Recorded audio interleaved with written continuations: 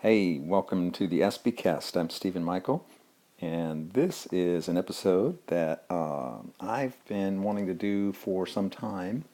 And a person who emailed me even mentioned that it's probably quite relevant. This is about Aspies and authority. And the reason it's relevant was stated pretty plainly in the email that I received from a listener. The relevance is Aspies often do such a great job in terms of quality of work and efficiency, speed of work, that they get moved up in the ranks in their organization or company or whatever their endeavor is. Well, once they get moved up, they get a degree of authority and influence over other people, and that authority can be by virtue of the rules and the hierarchy of the organization, but it can also be, and this is where I think it's more relevant or more important and more influential to those around the Aspies, the self-importance that goes with it, and the authority that one feels they have within themselves to conduct themselves in ways that they don't have to worry as much about. They don't have to take as much caution when dealing with other people because they have a certain amount of authority given to them by virtue of their job.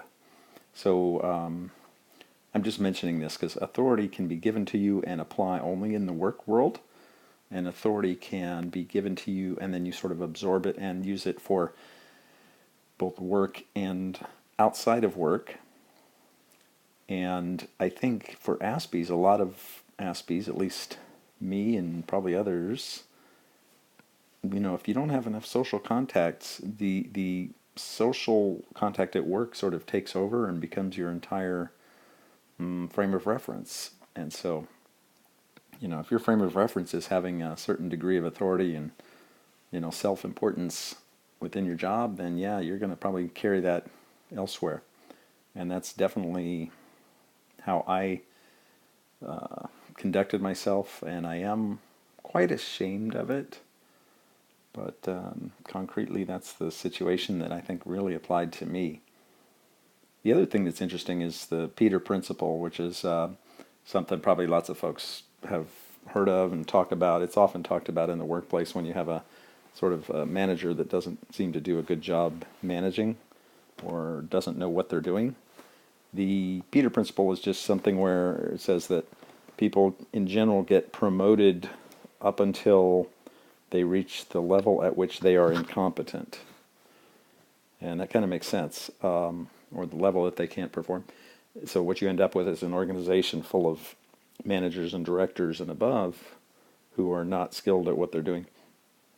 I found that this happened to me, I think, probably in two different scenarios. And what it is I was doing such a good job, I got promoted, but I had no clue how to be in the role where your job is not about doing stuff that you are told to do. It's about doing stuff that needs to be done by others working for you, but which also requires the collaboration and cooperation of lateral managers. So in other words, if you're not, socially adept to work with the other folks at your level, management or director or whatever, then you cannot do as good a job, in my opinion. And that's just a lot different from the situation where you're working, as an employee working for a manager, where you're just doing what you're told to do, and you can do a really damn good job and you can think for yourself, but it's still, you're working for somebody. You don't have to get necessarily the collaboration with others to do your job. It depends on the type of job, but as an Aspie that just loved my job, I basically taught myself how to do everything possible such that I wouldn't need to ask anybody for help. And I was always frustrated because I'd have coworkers that thought it was completely fine to go and ask me for help to do their job when I thought they should have just figured it out themselves. And I don't know. I thought that was just ridiculous and that they were cheating, and they shouldn't get a free ride at their work, especially if they're making the same or more than I was. So a lot of emotions come up because of work, and I think the emotions come up even higher for Aspies because they may not have anything going on outside of work sometimes. At least that was my case much of the time. But yeah, one of my big things is, when I was up in the management scenario world, whatever, I, in order to get my stuff done, I would have to have been able to encourage and entice lateral people to me, so other managers, encourage and entice them to provide me the things that I need to do my job, or encourage them to have one of their employees help one of my employees, etc. So that's just something that I never thought that I would need to have the ability to do, and I definitely didn't have the ability to do that. And it's just interesting. I don't know if anybody is expecting that to happen, but it's really crucial. And the other thing that totally screwed me up too is I see or saw. I'm trying not to see things in the black and white scenario. No gray area. I think I'm better at that now. I don't see as much stuff that's right and wrong, black and white, good and bad. But what happened is, in the work world, I had figured out all this stuff on my own and figured out how to do stuff and figured out where things could go wrong. And then I would see that other people weren't doing that, so I would point it out because I knew that the success of the company and the employees' jobs and the employees' bonuses and the employees' salary increments, I knew all that was dependent on everybody doing a good job, and oftentimes people were doing a half-assed job, and I would say it. And I thought everybody was on board with the fact that we needed to earn money just to, do better and better. But that, not good. So I ended up just being considered very negative, and I think I was even saying stuff in meetings where there was other managers where, you have to sort of be careful how you talk, and because you could lose your reputation by saying something either too stupid or too aggressive, whatever. I would say stuff that I didn't think was aggressive or negative, but it most likely was. And I always thought I would get a pass on saying something negative because I felt like I was just a little kid and not important. But anyway, that kind of negativity, it just causes people to avoid you, maybe not socialize with you in the work world, maybe have shorter interactions with you so that, they have to go, I have to go, that might be the reaction of another manager or another coworker at your level. One thing I was told too is that, and I didn't even know this, is that I would say stuff in meetings and people would roll their eyes, and I didn't know that. They would look at each other and roll their eyes, and I had no clue.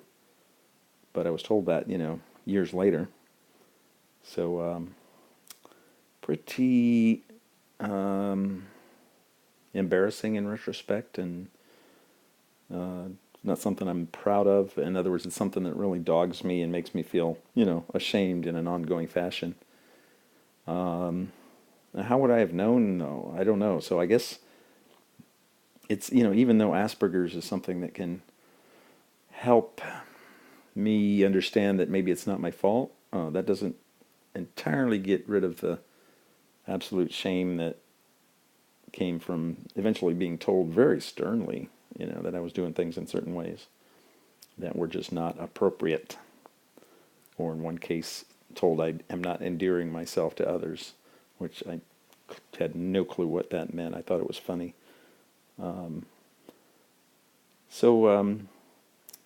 Anyways, so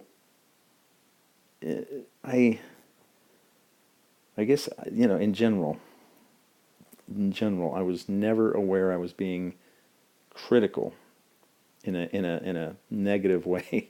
So, with all the bonuses I was getting for doing such a good job and salary increment raises, it was so surprising that people were thinking the opposite of me. So I think what happened is the raises and all that stuff came from people higher up that didn't have to work with me. I think that was part of it. And, they could see the benefit to the company, but they didn't have to worry about how maybe unpleasant it was to be either working with me or socializing with me or whatever. But, in support of that, I kind of knew I was, much more honest and straightforward than everybody else, and I didn't feel the need to have tact. I was sort of proud of that. And one employee at one point had been assigned to another manager, and just because of company revenue structure and decisions and things like that, that of course didn't make sense because of things that they should have known before, in my opinion. Anyway, this guy had worked for this other manager, and he said, she's really polite and all that stuff, but, she doesn't say nasty things or mean things, but she's not honest. And he says, you were so good. You were so honest.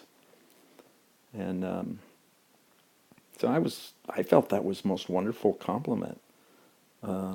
Maybe I should have paid more attention, though, to the underlying meaning, which is there was a difference between me and this other manager in terms of, trying to be nice. But this other person, it was funny because I used to joke because this was back in the days of AOL Instant Messenger when people had AIM on there. And she had AIM on her computer all day long with like contacts that you had to scroll down below the screen to see all the contacts. And I just thought, how could anybody get any work done if they're getting, messages from that many people? You're going to get a message every few minutes. So I just thought that was also ridiculous. And she was supposed to be one of the people helping sell the product that I had been working on. And anyways, the other interesting thing is, though, I always felt when I was working with other managers that I definitely was beneath them for various reasons. Not married, don't have those types of family things to talk about. Not golfer. Sometimes people would become golfers just to socialize. A little crazy. I don't like that. But yeah, I was always just also kind of scared to interact because I just knew that I lacked the clout that they had for being what I considered, full adults. And then maybe that's because of Aspie, and it's also probably because of how I was brought up and really treated like a baby for way too long, such that I really imagined myself as a underdeveloped, non-adult type person. Still do, actually. But I didn't know, like, in one case where it really mattered how to interact in an important situation, I ended up sort of doing something and shying away in such a fashion that it caused more surprisingly bad results than I expected.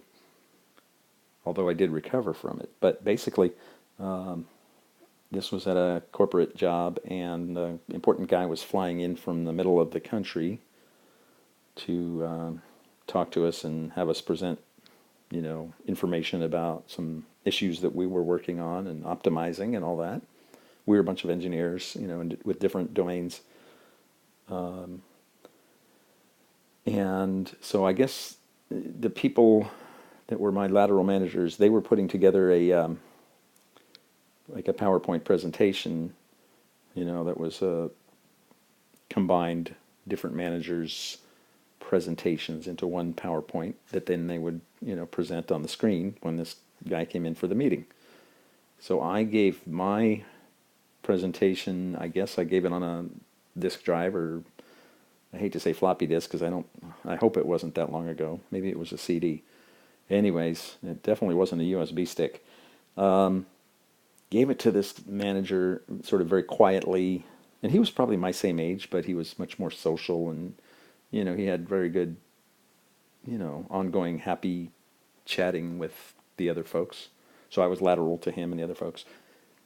Anyway, I gave him my presentation, or my part of the presentation, to be included into this overall PowerPoint with, 3 or 4 different managers' presentations put together.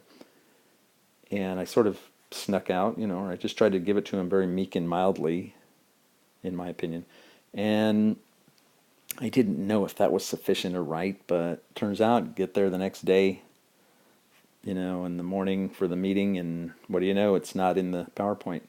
So I'd worked on this thing for a week, and it's not in there. And I kind of took a aggressive, stern-like, stance at the meeting. I said, well, I thought I gave that to you.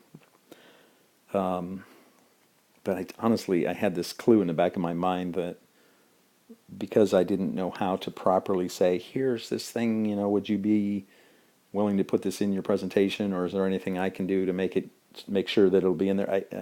I didn't lubricate anything like that, so it didn't make it in there. Now, I kind of, being an Aspie, kind of had maybe a backup plan because of doubting every single thing I do, which was I brought like 10 copies of the presentation on paper with me to the meeting. Worked out okay. But it was a big deal for me because I had no clue how was I supposed to actually give my presentation to this manager, because there was nobody above us. The person above us was in another part of the country, so I couldn't give it to some boss of both of us and say, here, boss, give this to so-and-so to put in his presentation.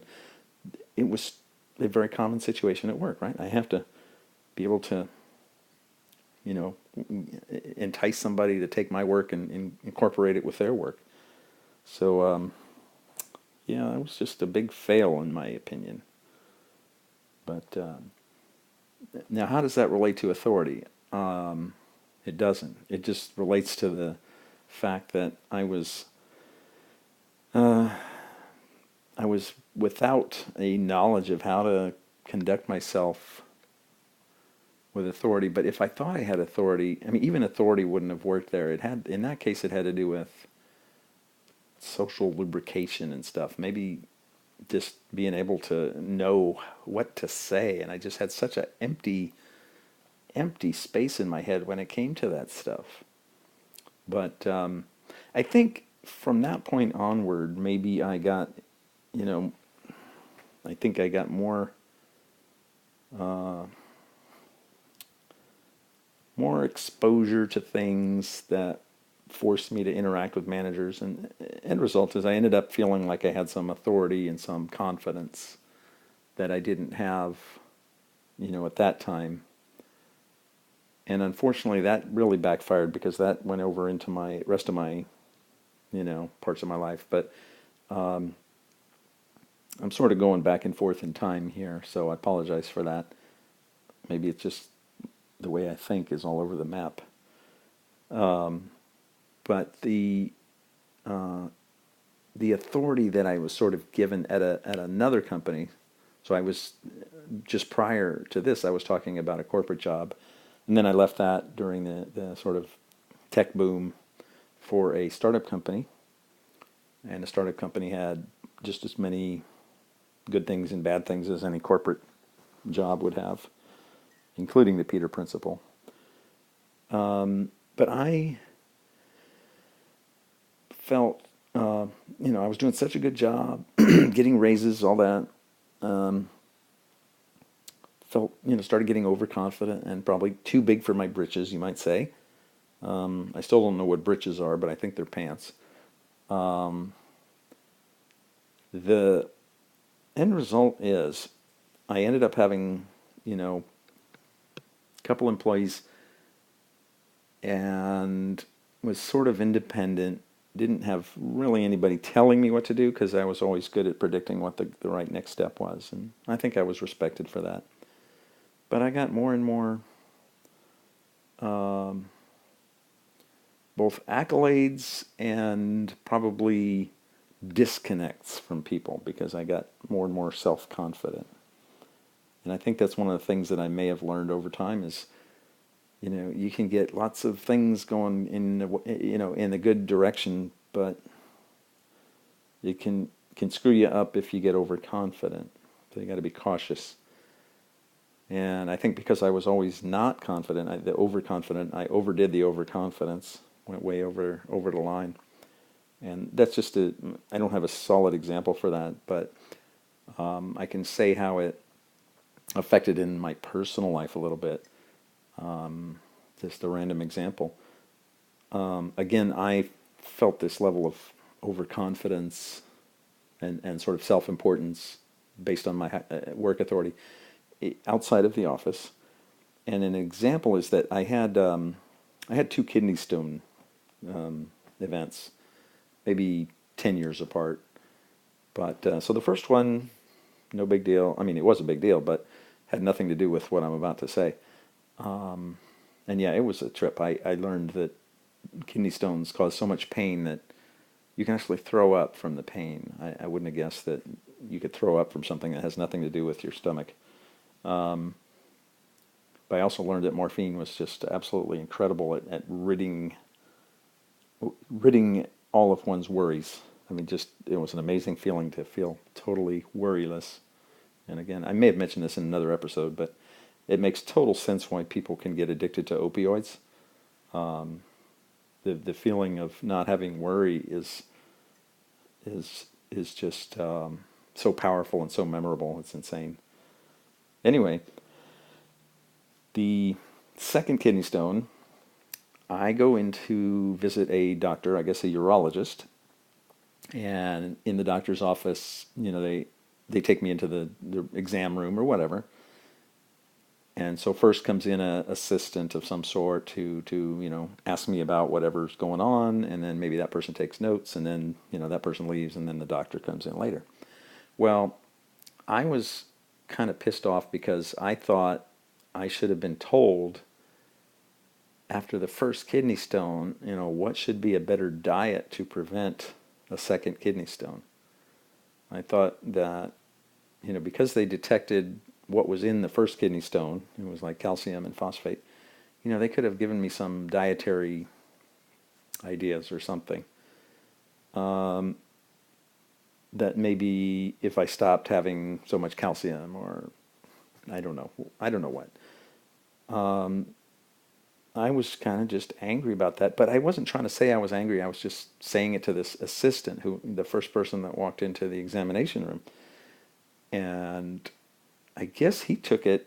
I was kind of just thinking I was venting, saying, I'm so frustrated because I didn't ever get any dietary guidelines that might have helped prevent this second kidney stone. And he took it as me accusing him or his department or something. So I didn't even, perceive that. So what happened is the way I figured that might have been the case was that the doctor comes in, after a few more minutes. So this assistant left, doctor comes in, and the doctor's like almost prepared for battle. And I started sort of venting again a little bit, thinking I was just explaining that I was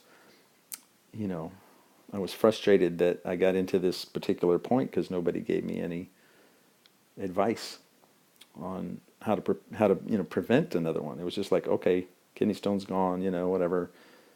But anyway, I was sure that it's preventable. I don't guess that that's really completely true. I mean, who knows? Some people are just more prone to them. And anyway, I had no idea if it would have been dietary or not at this point. But back then, I was just frustrated that I didn't have the option to try a dietary change, or I had not been told that. So I think I'm perseverating here. I'm just going over and over the same stuff. Okay, doctor comes in, almost prepared for battle, very stern look, and he says something like, okay, I realize you have had a bad experience, but, blah, blah, blah, blah. So he was very angry with me, and I just got taken aback. I just thought I was trying to convey frustration and that, thou shalt feel sorry for me or something. I don't know.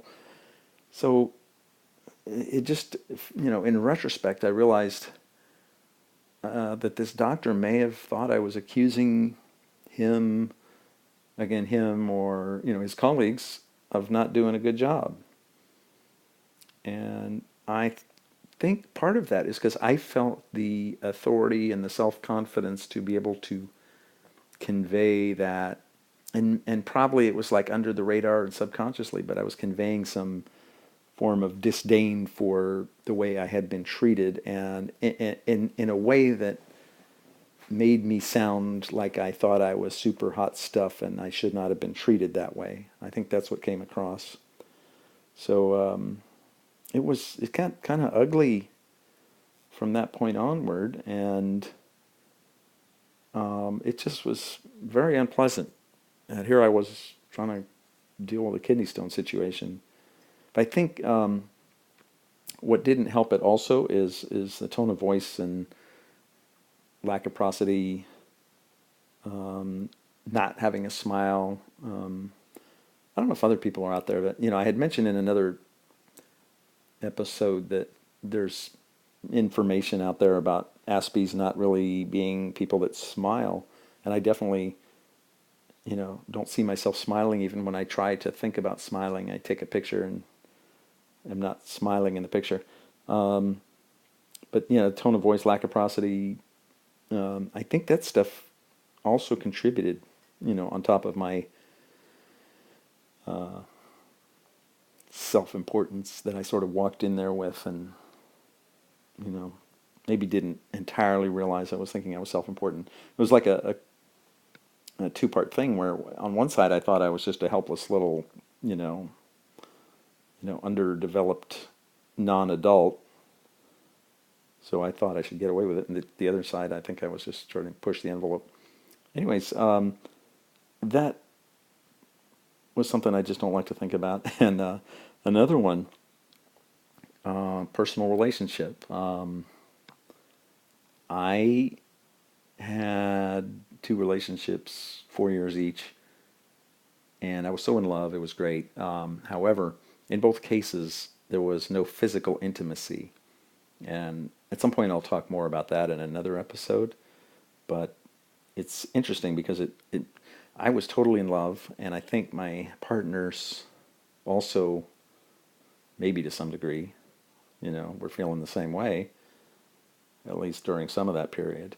But without the physical intimacy, I felt like, all sorts of things go crazy when that happens, but the way I dealt with it the second time around was being very stern and authoritative and saying, if you don't deal with this, bad things are going to happen. I'm sort of paraphrasing and at the same time trying to convey just now the attitude that I took. And it's just not the right attitude if you want something like that to actually get fixed. There's a book out there that says something like Sex Begins in the Kitchen. Somebody told me to read that, and I think I read a little bit of it, but the whole point of that book is you can't really fix it by having a stern warning to your partner that they better, shape up or you're going to ship out or something. I think that's how I was approaching it, which is ridiculous on my side.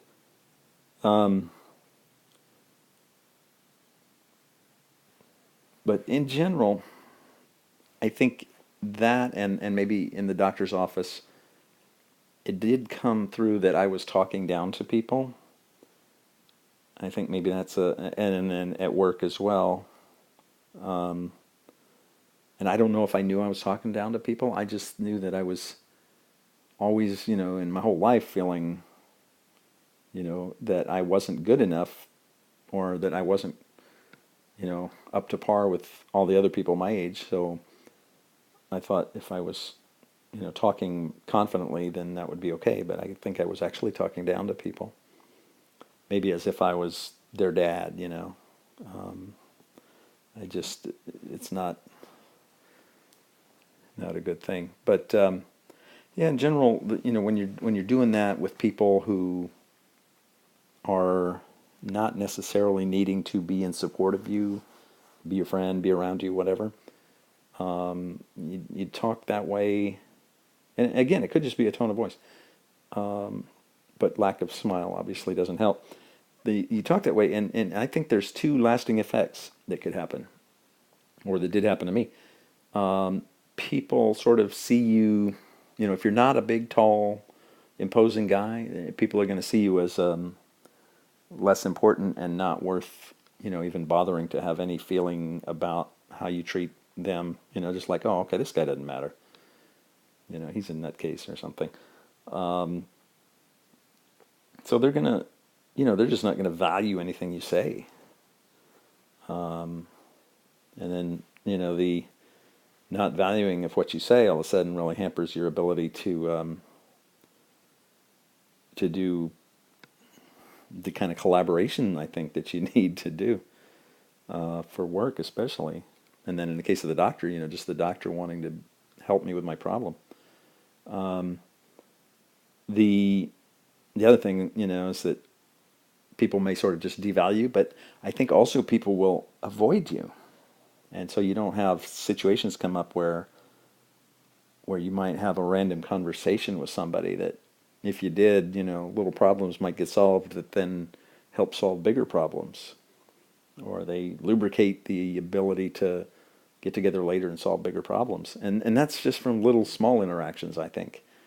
And so if you're pissing people off or you're just rubbing them the wrong way or you interact with them in a bad tone of voice, they might just not, you know, not go into the break room when they see you're there. Maybe they'll do something else. I don't know. But it's sort of self-protection on the part of the other people, because you know, you might be making them feel bad. And nobody should have to feel bad just for being around somebody. But I think, if there's negativity coming out, you're talking down to them, you're talking like you're their dad, I think I would avoid that. I do avoid that. So that's a big deal. So getting ignored really causes a loss of progress in life, I think. People aren't going to be likely to say, hey, I know somebody that you might want to meet. Maybe you guys could go on a date or whatever. I mean, that stuff just isn't going to happen in that case. All sorts of, life stunting, hampering things result. And I blame it on Asperger's, and I blame it on maybe also being brought up in a household where there was not any of the same, proper or conventional social interaction with other people. I think I mentioned before, I think I might have two Aspie parents, and their interactions with other people were much the same. And I'm seeing now that can also affect doctors, because I'm seeing what happens when a family member goes to the doctor without knowing how to sort of stroke the ego of the doctor, which I think is very important. You can't just go into a doctor when you need their help and expect them to do what they're supposed to do just because they're a doctor. I mean, I always thought that people, that just because they're employed, they're going to do what they're supposed to do. Otherwise, they would know that it's wrong not to do that. But that's just not the way the world works, and it took me a long time to figure that one out. But if you go into a doctor and you say, we're going to do it this way, which I've seen, that like makes it seem like the doctor doesn't have any importance to their goal of trying to help somebody based on their expertise that they spent all sorts of time and money and internships and all that trying to learn. So I don't necessarily mean about stroking the ego of the doctor, but I think it can be health affecting if you don't have the doctor interested in helping you. Just like it was relationship affecting for me when I didn't have a partner interested in working together on solving, relationship issues. So maybe it's a form of thinking it's all about me, when you go to the doctor and you think it's all about me, you're supposed to do your doctor job, Anywho, there's a lot more to it than I'm saying. But at some point I will want to talk more about the physical intimacy issues and what I've seen with regard to chronic medical stuff not getting better because of a sort of potentially Asperger's related interaction with various doctors. It's it's it's pretty big. Asperger's can do a lot of damage, is I think what I'm saying. Not just the shame that I feel, but the stunting of life, and then the medical stuff later on. So that's the scoop there. I probably haven't covered all of the types of stuff that might be related to Asperger's and authority, but I'd love to hear, if anybody wants to, convey by email any of the similar types of situations that may have affected them or stunted them in any fashion because they thought they had authority when maybe they should have been more equal in their interactions. So let me know if you have any of that. Always glad to hear emails or get emails from folks. AspieCast@gmail.com. And as I always say, is I read everything, but I probably don't have time to respond. It's crazy, but emails, my entire work is based on emails every few seconds, and it's just painful to deal with some emails that are not work related just because I'm wiped out all the time. I do want to say that I'm going to probably try to talk about in an upcoming episode about a book that I thought was business advice, and it turns out to be like another business book I bought. It turns out to be one of the most amazing training, life skills training guides for Aspies. Just absolutely amazing. And by life skills, things about words that can trigger things, emotions in other people, and then their emotions trigger your emotions, and everything goes haywire. This book is just full of all these examples, and I thought it was a business book. So I'm going to try and throw some excerpts of that out there in an upcoming episode. Then I also definitely want to do an episode where I can sort of go over, all the stuff that I've gathered from people's emails. I think that might be good. And then finally, because I haven't been able to answer emails, and I do feel bad about that, I was thinking about just starting a forum where folks could discuss all this stuff and it would be more real time. If it was a forum where I charged an entry fee, that would do two things, and I'm still considering how this would work, but it would force me to interact because I'd feel like if people are paying to be a part of it, that I have a duty, fiduciary duty maybe, I don't know what you'd call it, but I would have a duty to check in on a regular basis. The other thing is if it's paid, then people won't go and join and spam. I mean, there'll be more, you won't get as much riffraff, let's say. So if folks are interested in something like that, I actually looked at various products, and one of them, the ones that are real good and turnkey and have a membership thing, which is important, by the way, because sensitive topics may be discussed. But one of them is something like, oh gosh, to do what's needed, it was like $100 a month or something like that, something ridiculous.